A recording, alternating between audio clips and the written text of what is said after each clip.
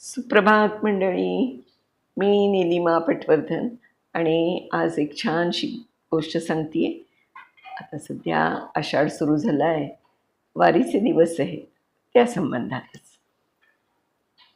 शीर्षक आहे वारी. रुक्मिणीबाईंच्या डोळ्याचं पाणी यंदा थांबत नव्हतं. यावर्षी वारी नाही हे पटतच नव्हतं मनाला. सारख्या देवघरातल्या विठ्ठलाला बघायच्या आणि म्हणायच्या, लहानपणापासून तुझी वारी कधी चुकली नाही. लग्न पण अशा माणसाशी लावून दिलंस ज्याच्या श्वासात सतत नाम बनून तू असायचास. आणि मग लग्नानंतर पण वारी अखंड राहिली. त्यातही तू दिलेल्या सद्बुद्धीने होणारे चांगले सेवाकार्य, मग ते वारीतील अन्नदान असो, ज्येष्ठांची सेवा असो, तू सगळं करून घेतलंस. त्यामुळे आयुष्य आनंदी बनून गेलं रे बाबा. म्हणून आस लागायची रे तुझ्या वारीची. सगळी दुःख संकट तुझ्या स्मरणात पेलायची आणि वर्षातून होणाऱ्या वारीतच तुला वेगवेगळ्या रूपात भेटायचं. कधी हिरव्यागार शेतात शेतकरी बनून आम्हाला पोटभर जेवू घालणारा तू, कधी पायात त्राण नसतानाही पावली खेळवून घेणारा तू, अडीअडचणीच्या जागी झोपलेल्या सगळ्या वारकऱ्यांचं किर्र अंधारात संरक्षण करणारा तू, सारखा आठवतोस रे बाबा. असं म्हणत रुक्मिणीबाईंनी डोळ्यात आलेलं पाणी पदरानं टिपलं. तसं विठ्ठलराव बोलले, रुक्मिणीबाई, अहो यंदा वारी नसली तरी तुम्ही जी लोकसेवा या संकटातही करत आहात हीच वारी समजायची. आणि तसंही आयुष्यभरही त्यानं तुमच्या पदरात जरी लेकरू टाकलं नाही तरी अडलेल्या गरिबाच्या सरकारी दवाखान्यात येणाऱ्या बायका मोकळ्या केल्यात. नोकरी झाल्यावरही ही छोटीशी खोली बांधून घेतलीस. आलीच अगदी गरिबाची तांड्यावरची तर तिलाही सोडवताच ना. आता खरं तर थकता तुम्ही पण तुम्हाला आजही सेवा हाच धर्म वाटतो. त्याला स्वतः वारी समजायची. शेवटी आपण आयुष्यभर वारी केली म्हणजे नुसतं त्याचं नाम घेऊन चाललो एवढाच अर्थ नाही वारीचा. सत्कर्म म्हणजे वारीच असते आयुष्यात. चला जेवा आणि झोपा आता. उद्या आषाढी. सकाळी अंगणातल्या तुळशी मंजुळा तोडायला लवकर उठायचंय. मोठा उसासा टाकत त्या उठल्या. रात्री दार लावताना त्यांना दुरून येणारी बैलगाडी दिसली. त्या थबकल्या. कोण असेल? गाडीतून म्हातारा उतरला. हात जोडत म्हणाला, गाडीत सुनबाई आहे. दिस भरलेत तिचे. आता तालुक्याला जाऊस्तवर दम धरायची नाही. पाऊस विजा सगळंच कठीण. तुम्हीच आता करून द्या मोकळं. वेदनेच्या रोळीनं गाडी बैल भेदरले होते. विचार करण्याची वेळ नव्हती. तिघांनी तिला खोलीत नेलं. रुक्मिणीबाई म्हाताऱ्याला म्हणाल्या, कपडे आणले असतील ते द्या, मी गरम पाणी ठेवून येते. त्या पाणी ठेवून आल्या.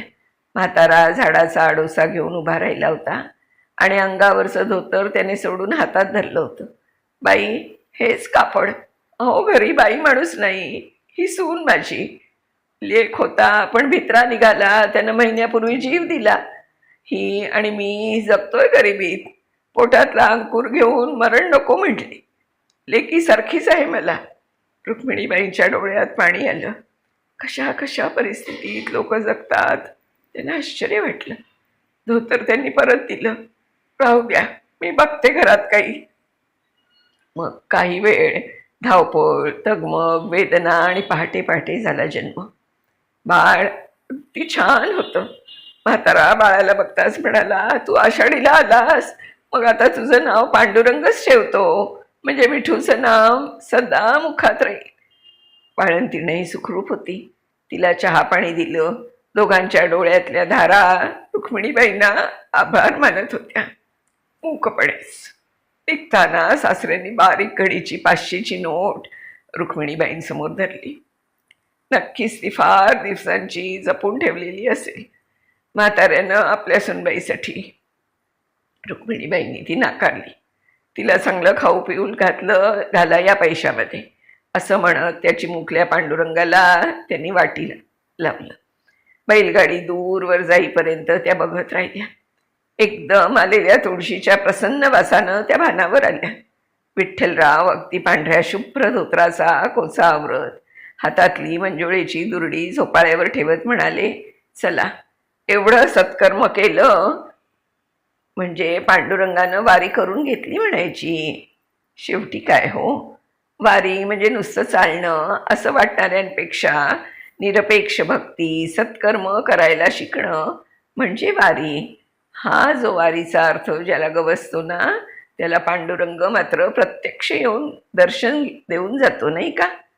हो, म्हणत रुक्मिणीबाईंनी आताही पदरानं डोळे टिपले.